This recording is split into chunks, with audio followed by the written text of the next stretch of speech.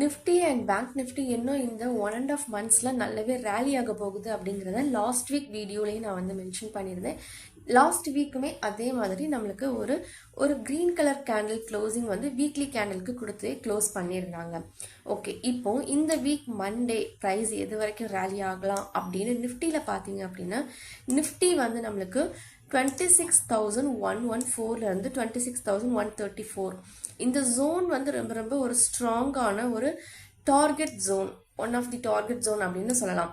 So mostly market participants இன்னைக்கு நேற்று டே அதாவது ஃப்ரைடேவோடைய க்ளோசிங்க்கு மேலே கொண்டு வந்தாங்க அப்படின்னா இன்னைக்கு இந்த டார்கெட் ஜோன் வரைக்கும் நிஃப்டி ரேலி ஆகுறதுக்கு பாசிபிலிட்டிஸ் ரொம்ப ரொம்ப அதிகமாக இருக்கு.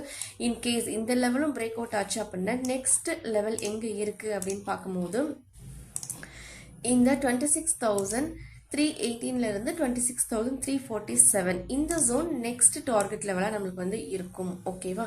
ஸோ பார்க்கலாம் நம்மளுக்கு ஃபர்ஸ்ட் இன்னைக்கே அச்சீவ் ஆகுதா இல்லை நாளைக்கு வரைக்கும் இந்த டைம் எடுத்துக்கிறாங்களா இந்த லெவல் வரைக்கும் கொண்டு வரதுக்கு அப்படிங்கிறத பார்த்துட்டு நம்மளால அதுக்கப்புறமா தான் சொல்ல முடியும். ஸோ எப்பவுமே மார்க்கெட்டில் கரண்ட் ப்ரைஸ் ஆக்ஷன் அப்படிங்கிறது ரொம்ப ரொம்ப இம்பார்ட்டண்ட்டாக அதை வச்சு தான் நம்மளால ஃபர்தராக எதுவும் ரிவர்சல்ஸ் இருக்குதா அப்படிங்கிறத சொல்ல முடியும்.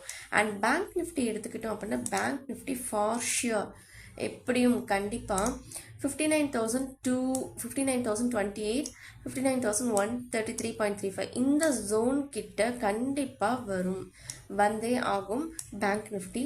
ஸோ பார்த்துட்டு நீங்களும் உங்களுடைய ஓன் அனாலிசிஸ் பண்ணிவிட்டு நீங்கள் வந்து ட்ரேட் பண்ணுங்கள்.